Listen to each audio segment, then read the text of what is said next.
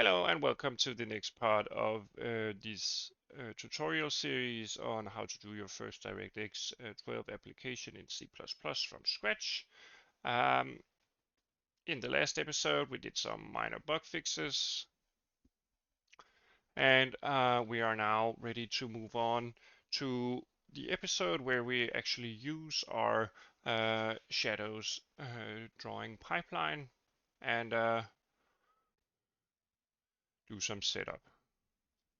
I explained how I had to redo these episodes due to some bugs that accumulated and due to some backtracking. I also removed the original live stream since it had severe screen flickering, which I don't think is fair to someone who might have epilepsy. So I decided to remove that and redo parts of the series. All right. What we need to do is to create a shadow material.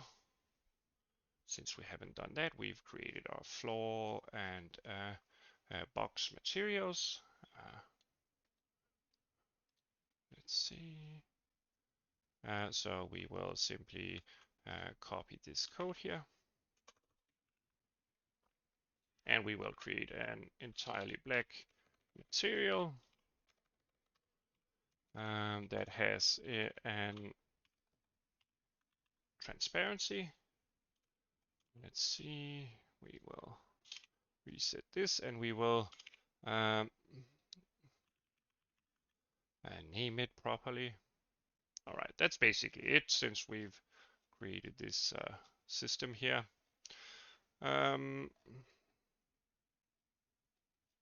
Next, we want to do some actual shadow casting / calculation.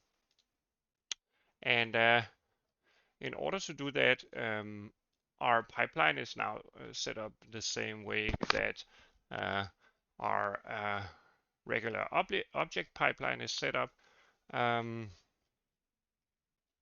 with the same root signature and everything.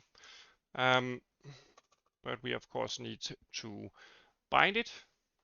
I don't think we need to change the root signature itself since it's the same for both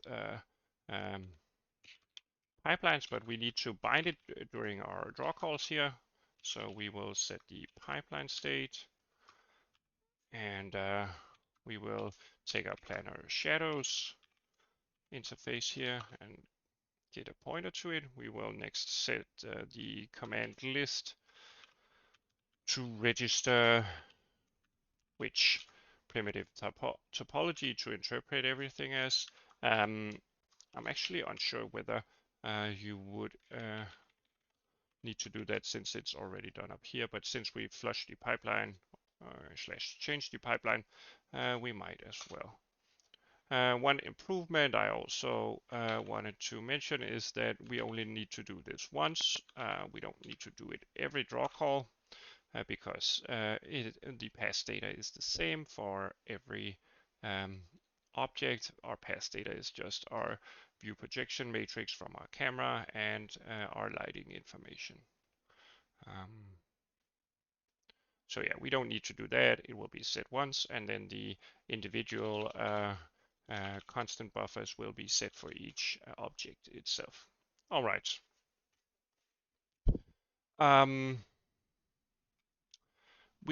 We want to cast shadows on our floor with our objects here. So let's just for now copy our draw calls. Since it's basically the same right now, the objects will overlap, so I don't suspect that we actually draw anything to our screen here, but it should compile though and do just fine. Let's see. Nope, we do not get any results from this, but if we actually... Hi and welcome. Yeah, Happy New Year's. But during our during our draw calls, we want to bind a different transform for our shadow. We want the lights to shine on the object, and for it to cast a shadow, we have a directional light, so it will cast shadows through each vertex. And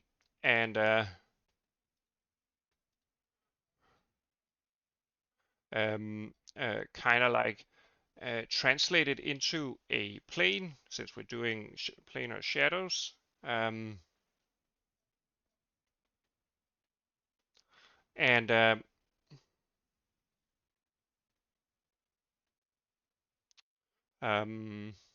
Since we do planar shadows, we want to display them on a predefined plane. A planar shadow is a shadow that you can see only on one plane. Let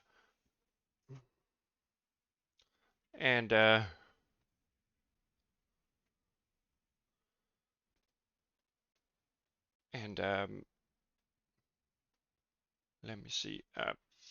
That means that we have to project each vertex of our object here onto a predefined plane.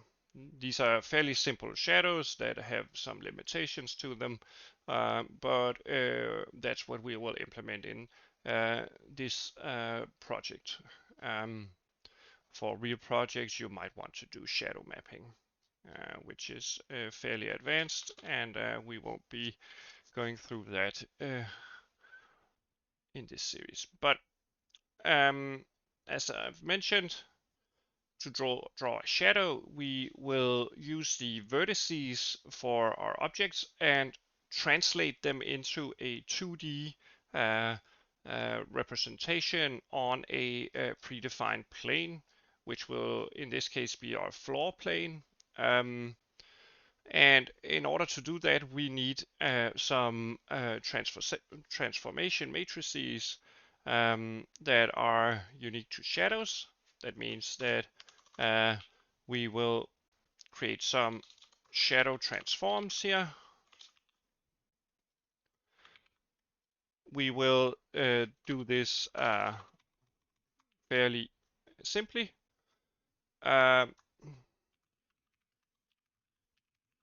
Since we will just mirror our object transforms.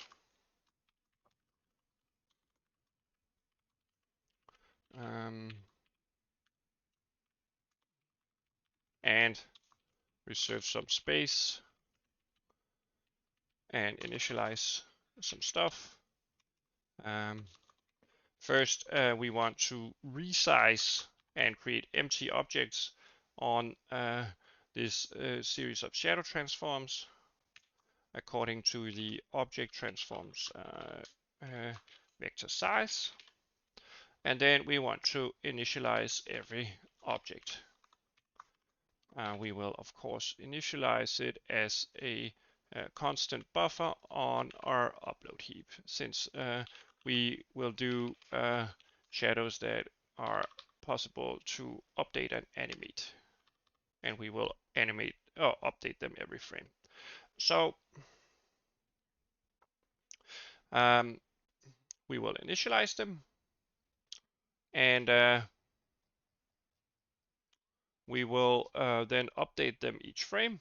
I think that it's nice when we look up our stuff in terms of debugging inside either RenderDoc or NVIDIA Insight, that we can look up individual buffers and discriminate them between each other. So we will create a wide string here that will be shadow transform buffer, and then we will append a number to it. Let's see.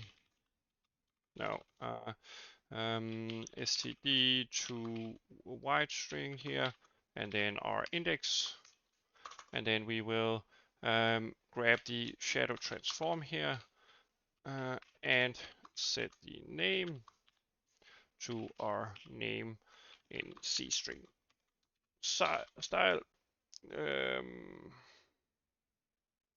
Yeah, and then we will pre-initialize it as a identity matrix.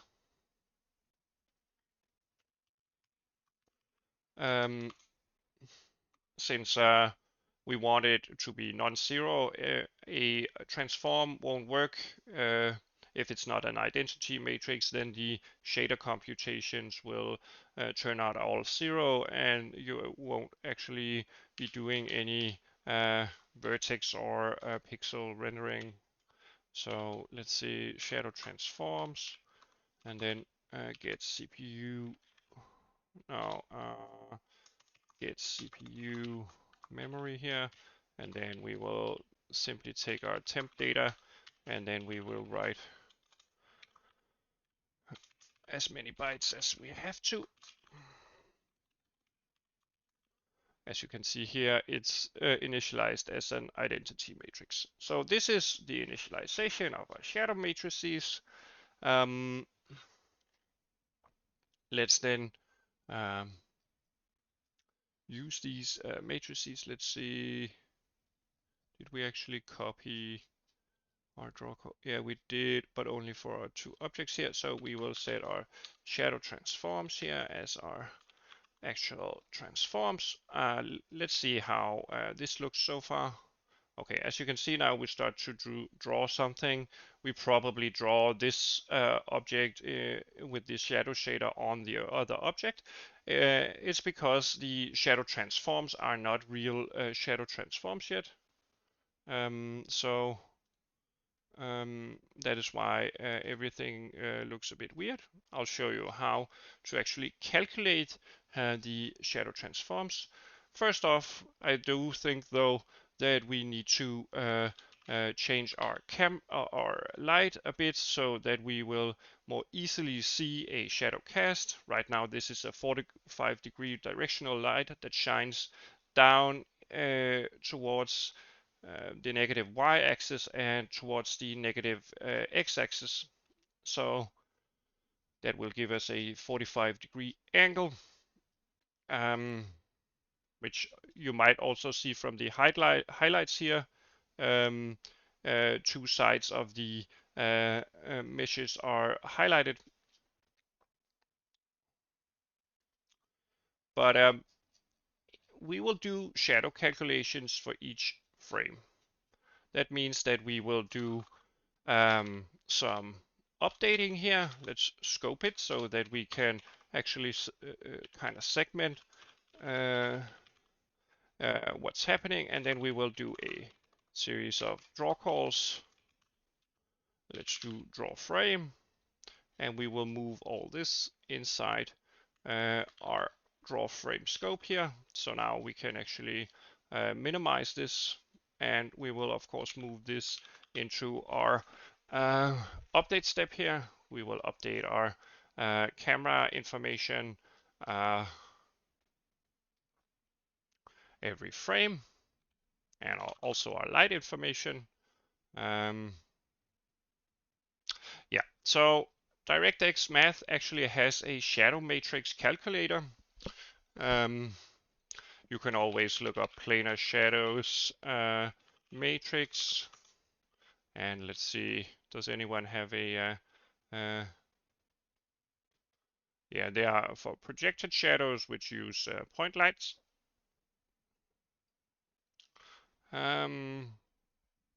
Excuse me, let me see. Let's see, directional.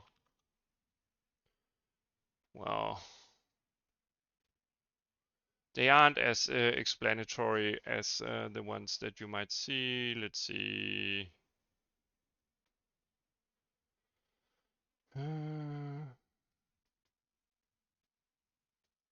No, shadow mapping is something different. Maybe does this guy actually show a proper matrix? No. Okay, anyway, somewhere on the internet there is a proper planar shadow matrix. Anyway, we won't bother too much with that. Let's just implement them. So, as you saw here, we need to define a plane, and a light position. And this function takes in a 4D vector describing the light position. If the last component, i.e. the W component, is 0, the ray from the origin to the light represents a directional light. Remember, it states from the origin to the light. We have a directional light, so it's obviously important that this last component here is 0, but this means that it's not our light direction, but it is the opposite of that. The origin is always 0, 0, and since our light is shining down, giving a certain direction, this means from the origin towards the light. The light is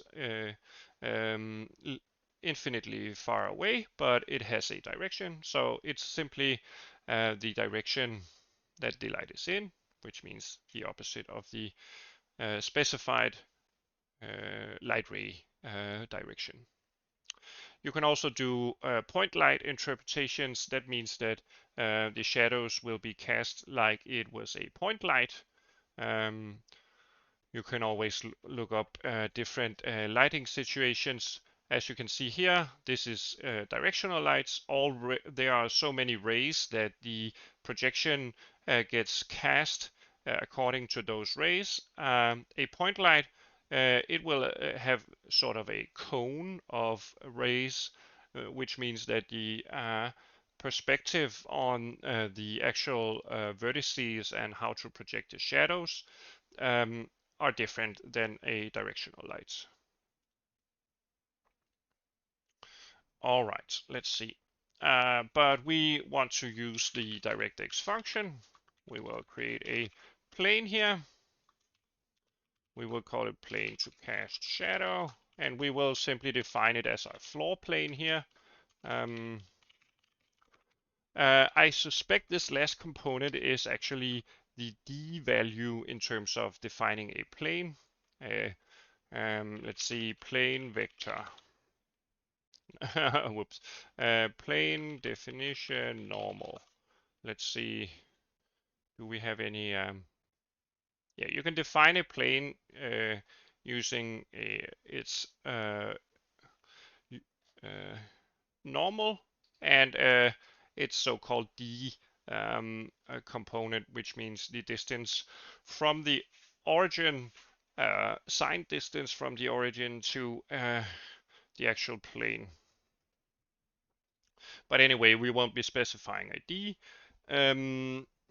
We could play around with it because one of the limitations on planar shadows is that if you define your plane without an D, the objects need to be elevated over our actual y equals 0 point, which is why I kind of did this tricky little racing of things and then extended the reach of the floor. You might have not have noticed or known why, but that's the reason why. It's a limitation of the planar shadows. You need to handle the actual definition of the plane and calculation of the shadow matrix. Anyway, we would also like the direction to our lights, which will be our inverse direction, meaning we will call vector negate here on a float that we already have stored. So we will call load float 3, which will return an vector. And we will reference our lights direction vector. So remember, this is the direction that the light rays shine, and this is then the direction to our actual light. Then we will create the actual shadow matrix.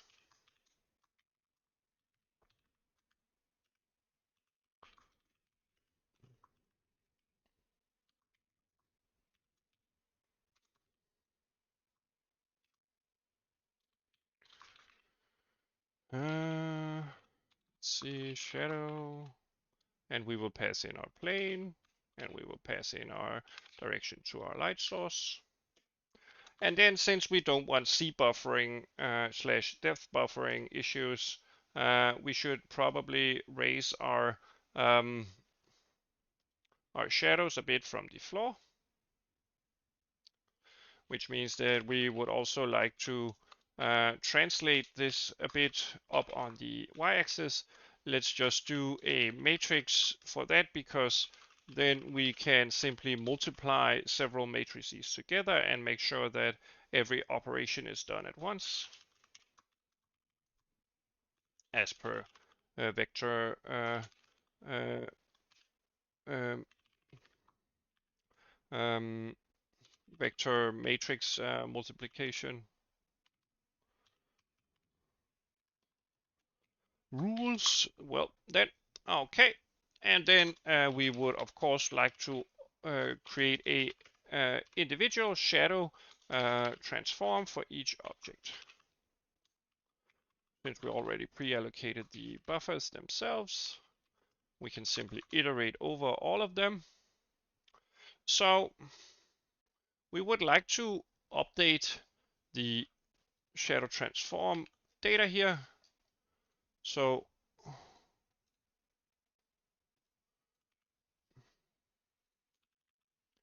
let's do the same, but we need to do computations on these data here. We will update the transform, and this will be somewhat hacky, because in general you don't want to access the GPU upload heap in a read um, um, read call here on the CPU. We are on the CPU side here, remember.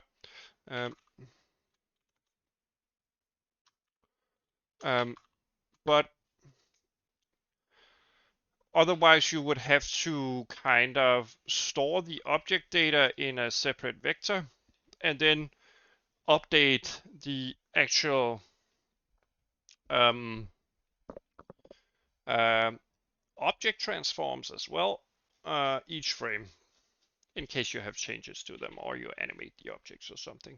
And then you would just grab that internal vector. For instance, let me show you, if you had alongside this, which actually controls the GPU resources that you shouldn't access, you would have something like a object data vector here, object transforms CPU, and you would for each frame update these accordingly, which means you would also create from them. You would store these in the according vector. We could do that if we wanted to. All right, let's implement it because it's just cleaner. We shouldn't do stupid stuff. So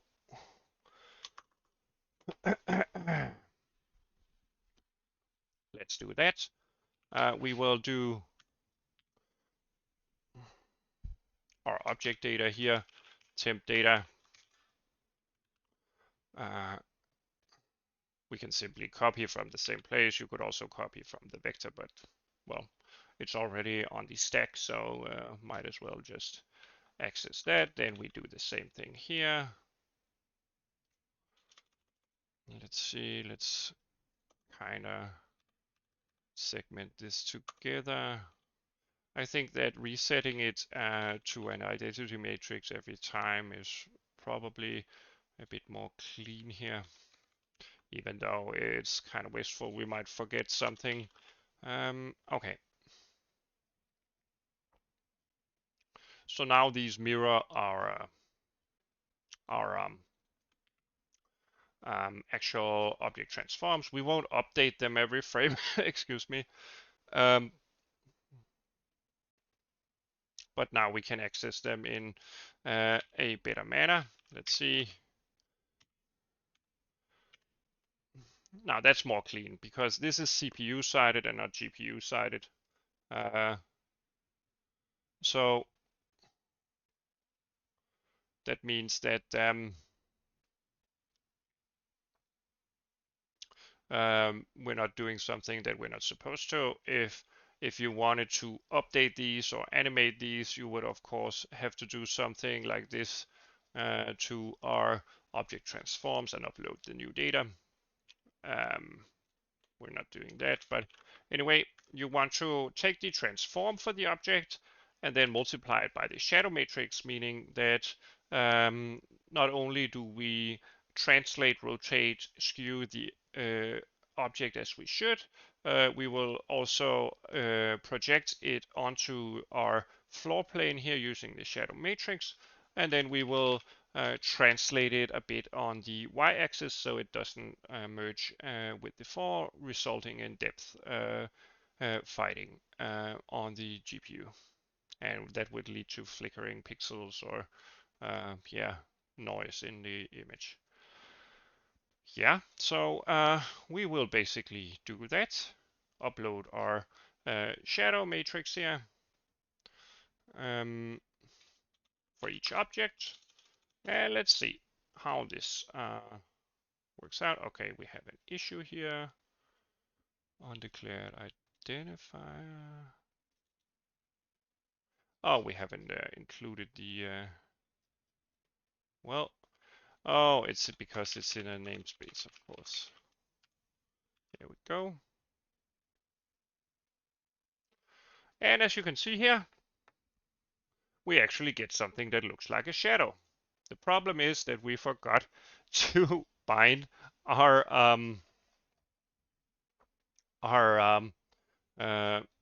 draw calls to the correct material. Remember that down here where we do the shadow drawing, we created a separate shadow material that is actually material number 4. And as you can see, we now have shadows.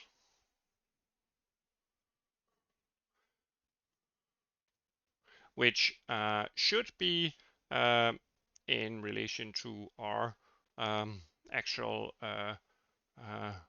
light position.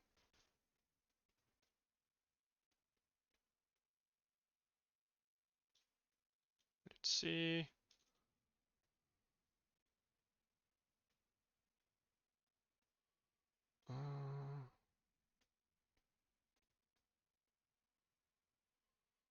I do think this is not right though. Let's see.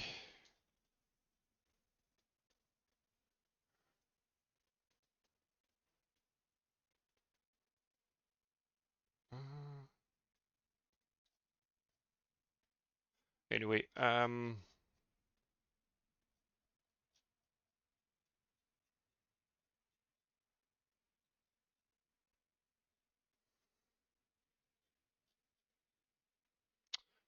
let's try moving the shadows a bit, and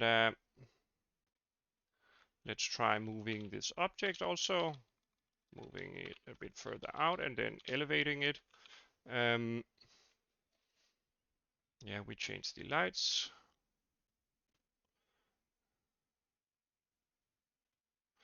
And this might actually be all right. Let's see.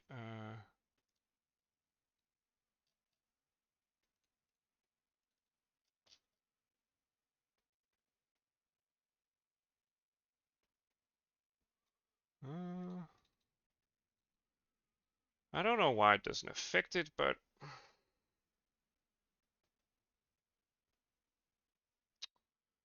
This is not actually correct shader code. Let me just redo it here. So aren't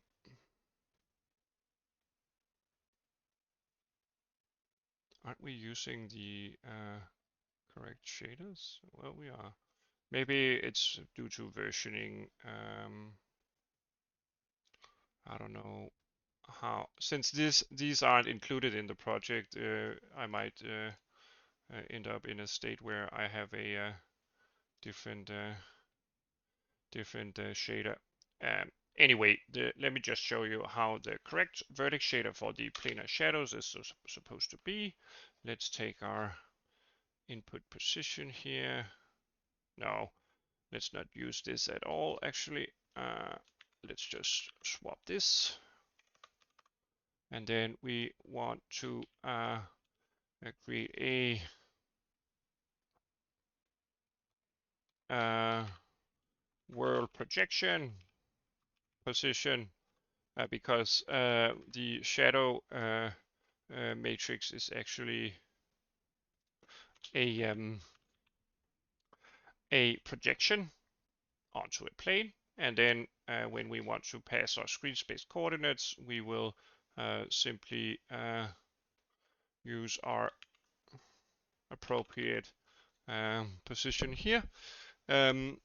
Since this information here, when you transform the vertices by the shadow matrix at the W position of this vector here, it contains the perspective correction, which means that if you only use the first 3 components, you would end up with an error. All right. Yeah, I think due to versioning and stuff like that, I might have a different state locally. Anyway, this is the correct shader. The pixel shader is fine here. And as you can see, we have shadows, which is pretty great. Let's try doing a, let's see, do we actually translate this?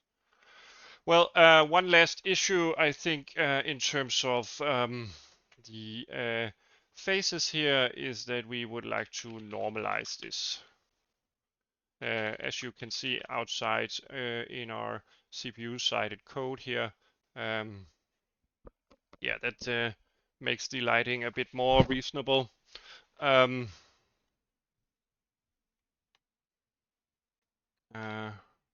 see here. If you see, whoops, I missed a parenthesis here.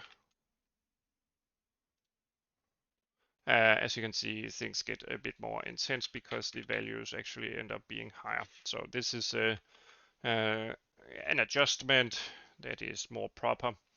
Not a bug per se. It depends on what you want to do. Anyway, our lights here.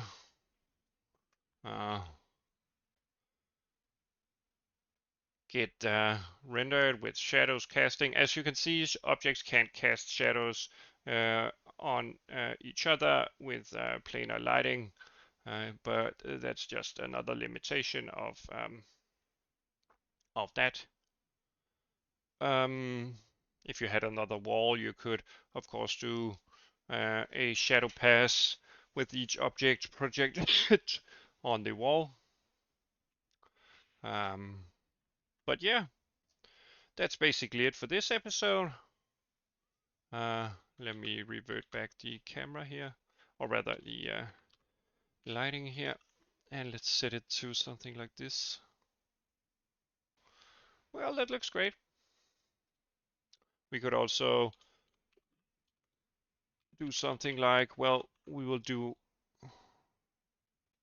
a light that's an angle here. Oh, we already did that. And we can, of course, see that this only casts a shadow for the floating object. Let's move the camera a bit back. so that we can see things more clearly. Yeah, you can now see that the object is floating in the air more clearly. Let's do a bit lower position on the object. There we go. Great stuff. Maybe we got a bit far out on our camera here. Let's do that as the last change. Hopefully you found this helpful, inspirational, or entertaining. If you did, feel free to comment, like, or subscribe.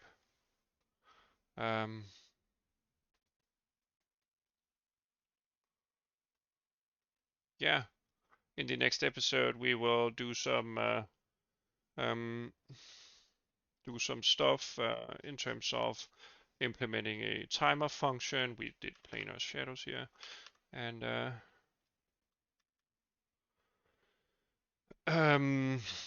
doing some basic animations and stuff like that. So it will not be as much of an episode in terms of the actual rendering stuff, but yeah, we will see how to couple things together into a small project that does some animation.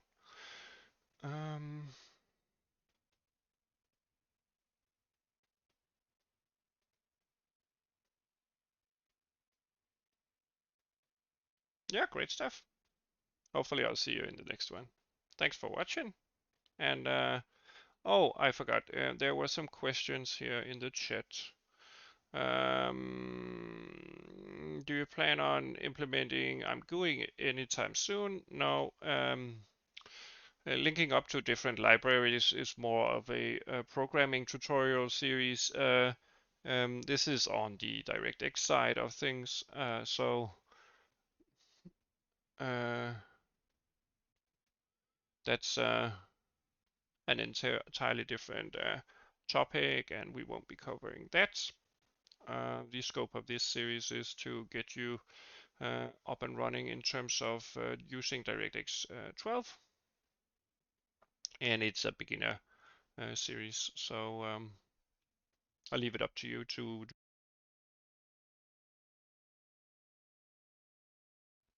those kind of implementations in your own projects.